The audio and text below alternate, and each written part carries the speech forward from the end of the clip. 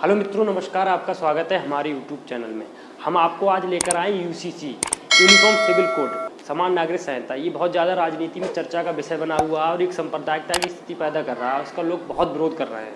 तो हम आपको बहुत आसान और बहुत सरल तरीके से बताएंगे, जिससे आपके जितने भी डाउट्स हैं सब क्लियर हो जाएंगे। क्यों ये चर्चा का विषय है, इसका विरोध क्यों हो रहा है। तो आइए शुरुआत करते हैं। देखो, uniform civil code, uniform civil code इसे कहते हैं समान नागरिक संहिता। समान नागरिक संहिता, देखो समान नागरिक संहिता मीन्स होता है कानून। समान नागरिक संहिता का मतलब होता है सभी देश के सभी लोगों के लिए एक समान कानून। ठीक है। अभी मध्य प्रदेश में एक भाषण के दौरान मोदी जी ने कहा कि अगर एक परिवार में 4 लोग हैं तो 4 लोगों के लिए अलग अलग नियम है, तो ये गलत है। तो एक समान नागरिक संहिता का मतलब है किसी देश के लिए एक कानून। हमारे भारत देश की पहचान है अनेकता में एकता, परंतु ये जो कानून है हमारा, ये बहुत सी मतभेदों के लिए दूर करता है। देखो, हम इसकी पृष्ठभूमि के बारे में पहले आपको बताएंगे। पृष्ठभूमि क्या है, क्यों ज़रूरत पड़ी और क्या कारण है। देखो, आपको पता है 200 साल अंग्रेजों द्वारा शासन हुआ था भारत में। वो लूटपाट के उद्देश्य से आए थे। उन्होंने अपने शासन में सहूलियत देने के लिए काफ़ी नए काफ़ी एक्ट लाए थे, काफ़ी कानूनों को वो लाए थे। और जो उनके लूटपाट में बाधक थे, जो भारतीय संसाधनों को लूटने का काम करते थे, अगर उनके लूटने के समय कोई लोग उनको रोक टोक करते थे या बाधा डालते थे उन पर या हमला करते थे, तो उनको जेल डालने के लिए उन्होंने एक क्रिमिनल एक्ट लाए थे। क्रिमिनल एक्ट, जिसे क्रिमिनल लॉ के नाम से जाना जाता था। क्रिमिनल लॉ जिसमें सीआरपीसी थी और जिसमें आईपीसी थी। सीआरपीसी थी 1898 में तो लागू हो गई थी, परंतु भारत में 1898 में तो बन गई थी, मगर भारत में 1974 में 1 अप्रैल को लागू की गई थी। और उसी समय कुछ सिविल कानून थे, सिविल लॉ थे। और जो आईपीसी है वो 1 जनवरी 1862 को बन के तैयार हो गई थी। देखो, सीआरपीसी का काम क्या होता है, इसे कहते हैं दंड प्रक्रिया संहिता। हम आपको एक एक बात समझा देंगे। इसमें दंड किस तरह देना उसकी प्रक्रिया है, और इसमें आपको बताया कि इस अपराध के लिए आपको क्या दंड मिलेगा। इसे बोलते हैं भारतीय दंड संहिता। जो सिविल लॉ थे, इनमें क्या था, कुछ धर्मों के अपने विशेष अधिकार थे, विशेष कानून थे। उनमें जो अंग्रेजों ने किसी प्रकार की उनमें छेड़खानी नहीं की और किसी प्रकार को उन्हें डिस्टर्ब नहीं किया था। तो सिविल लॉ क्या थे, आपको सिविल लॉ के बारे में बताते हैं। देखो, सिविल लॉ थे कुछ धर्म के अपने विशेष कानून, जैसे विवाह संबंधी कानून, विवाह के बाद संपत्ति संबंधित, संपत्ति से, और उत्तराधिकार से।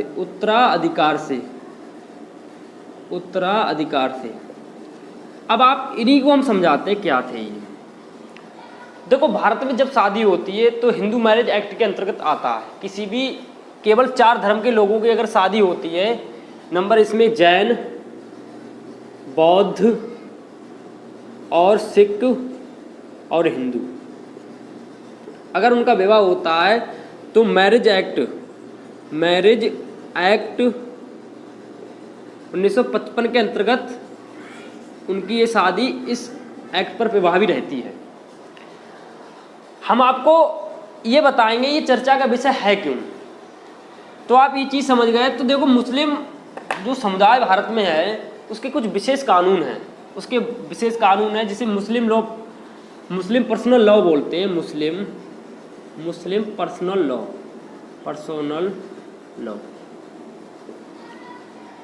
इसमें क्या है कि इनके विवाह के, शादी के, तलाक के, बहुविवाह और ये इद्दत है, हलाला है, इनके कुछ अपने पर्सनल नियम है जो और धर्मों से भिन्न है।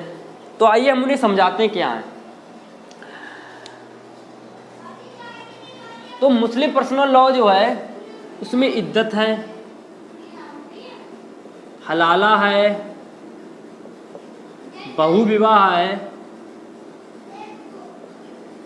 और तलाक है।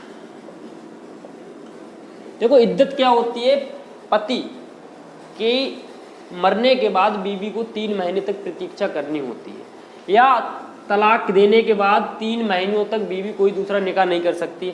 हलाला ये होता था, यदि किसी पति ने अपनी बीवी के लिए तलाक दे दिया और उससे वो दोबारा शादी करना चाहता है तो उस बीवी की दूसरे पति से, दूसरे व्यक्ति से शादी करा के उसे तलाक दिलाकर उसे 3 महीना इद्दत पे बैठाने के बाद पहले वाला शौहर उससे शादी कर सकता है। ये हलाला था। बहुविवाह एक व्यक्ति 4 शादी कर सकता है। और तलाक आप 3 शब्द तलाक तलाक बोल दो, आप मैसेज पे लिख के दे दो या किसी पर्चे पर लिख के दे दो तो पति और पत्नी का संबंध खत्म हो जाता था।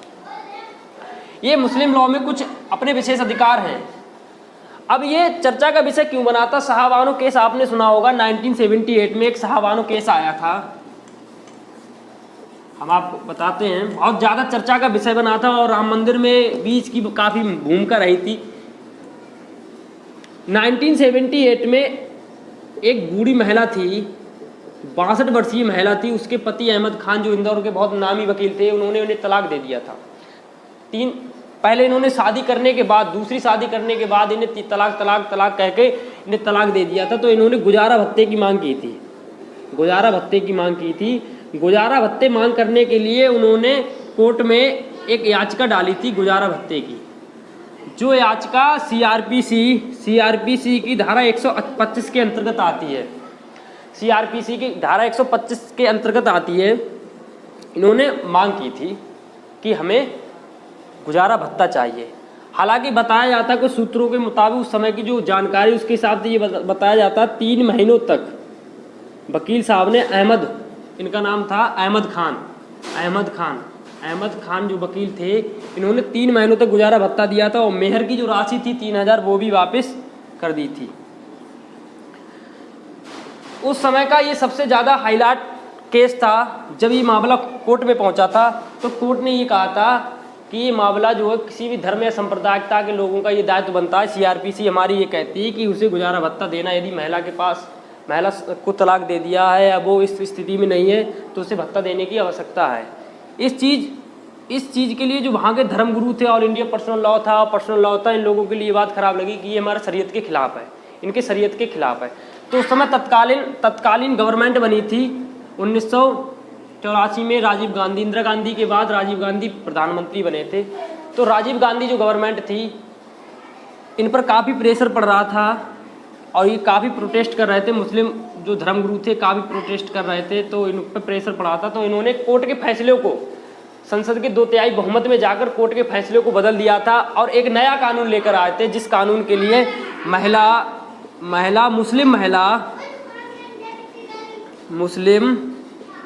मुस्लिम महिला तलाक संरक्षण कानून कहा जाता है। तलाक संरक्षण कानून अधिनियम 1986 लेकर आए थे। इन्होंने सभी मुस्लिमों को खुश करने के लिए ये कानून लेकर आए थे और ये कानून में इन्होंने ये बताया था कि यदि कोई भी मुस्लिम अगर किसी भी औरत के लिए, अपनी बीवी के लिए तलाक देता है तो तलाक के 3 महीने इद्दत तक ही वो उसे गुजारा भत्ता दे सकता है। उसके बाद ये जिम्मेदारी उसकी नहीं रहेगी। उसके बाद ये जिम्मेदारी रिश्तेदारों की रहेगी या मजिस्ट्रेट के कहने पे वक्फ बोर्ड की। ये उन्होंने ये कानून कर दिया और ये 23 अप्रैल के लिए फैसला 23 अप्रैल 1985 के लिए ये फैसला वाईपी चंद्रचूड़, कौन जज थे? वाईपी चंद्रचूड़ जज थे उस समय, चंद्रचूड़ के द्वारा इसका फैसला हुआ। उसके बाद इसका काफ़ी विरोध हिंदू संगठनों के द्वारा होने लगा था कि ये मुस्लिमों को खुश करने के लिए ये सरकार ने ये कोर्ट के फैसले को रद्द करके अपना नया कानून बना दिया। कोई बात नहीं, इसका समय बढ़ता गया। समय बढ़ने के बाद काफ़ी हिंदुओं के रुष्ट होने, आक्रोश होने पर राजीव गांधी ने जो बहुसंख्यक समाज था उसे खुश करने के लिए राम मंदिर का जो ताला था वो खुलवाया था, उसे खोलने का आदेश दिया था कि हिंदुओं को खुश कर दें। परंतु ऐसा हुआ नहीं था। राजीव जी की सरकार दोबारा नहीं आई थी और 1989 में नए प्रधानमंत्री विश्व प्रताप सिंह बनकर 10वें प्रधानमंत्री आए थे। उसके बाद ये केस चलता रहा। उसी समय कोर्ट ने सभी राज्यों के लिए आदेश दिया था कि आप संविधान का भाग 4 जो हमारा है वो ये कहता है, भाग 4 ये कहता है, 4 में आर्टिकल जो हमारा 44 है, 44 कहता है समान नागरिक समान नागरिक संहिता समान नागरिक संहिता लागू करना सभी राज्य का अधिकार है, इसे क्यों ना लागू करते हो। काफ़ी राज्यों के लिए, काफ़ी स्टेटों के लिए सरकार ने कोर्ट ने इस बात का आदेश दिया था कि आप समान नागरिक संहिता लागू करें। समय बढ़ता गया, फिर 2016 में एक केस ऐसा ही और आया था जिसे सायरा बानो केस के नाम से जाना गया था। सायरा बानो केस के नाम से जाना गया था। ये केस 2016 में सायरा बानो नाम की महिला ने याचिका दायर की थी कि मुस्लिमों में इद्दत, हलाला, बहुविवाह और तलाक जैसे मुद्दों को ख़त्म किया जाए। ये गैर कानूनी है, इससे महिलाओं का शोषण होता है। तो इसे कौन कौन से केस थे ये किस की मांग की थी? इद्दत की मांग की थी। इद्दत, हलाला और बहुविवाह और तलाक। और इसी पर सरकार ने काम करना, इसका भी काफ़ी प्रोटेस्ट हुआ था, इसी पे सरकार ने काम करना शुरू कर दिया था। और 2017 में मोदी सरकार इसे असंवैधानिक घोषित कराने के लिए कानून लेकर आई थी। और उसके बाद राष्ट्रपति ने 19 सितंबर 2018 के लिए इसे एक कानून के रूप में मंजूरी दे दी। और ये गैर जमानती था। तत्काल में चर्चा का विषय बना हुआ है, वो क्यों है? तो तत्काल में चर्चा का विषय एक मीना जाति के एक व्यक्ति के द्वारा एक तलाक मारने की कोर्ट में याचिका डाली गई थी। तो उस व्यक्ति ने अपनी बीवी से काफ़ी परेशान था। उसकी बीवी उसे धमकी दे रही थी कि मैं तुम पे दहेज एक्ट लगवा दूंगी। काफ़ी उसका ससुराल वालों का काफ़ी दबाव था। वो अपनी वैवाहिक ज़िंदगी से बहुत ज़्यादा परेशान था। तो उसने तलाक की मांग की। जब तलाक की मांग की तो उसने कोर्ट में बात जब पहुँची, तो कोर्ट में बात पहुँचने के बाद उसमें ये लिखा है कि कोई भी व्यक्ति जैन, बौद्ध या हिंदू या सिख का होता है तो वो शादी जो उसकी होती है वो मैरिज एक्ट के अंतर्गत आती है। ठीक है, तो उसके अंतर्गत आती है। परंतु वहाँ के कोर्ट ने ये सुनवाई की थी, राजस्थान का केस था, वहाँ के कोर्ट ने ये सुनवाई की थी कि मैरिज एक्ट का, हम आपको बताते हैं, मैरिज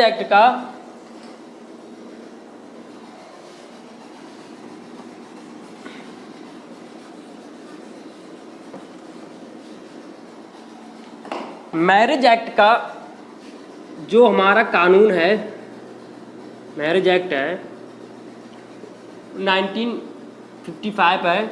इसमें जो धारा हमारी 2 है, धारा 2 है, ये इसके अंतर्गत इनका विवाह हिंदू मैरिज एक्ट के अंदर प्रभावी है।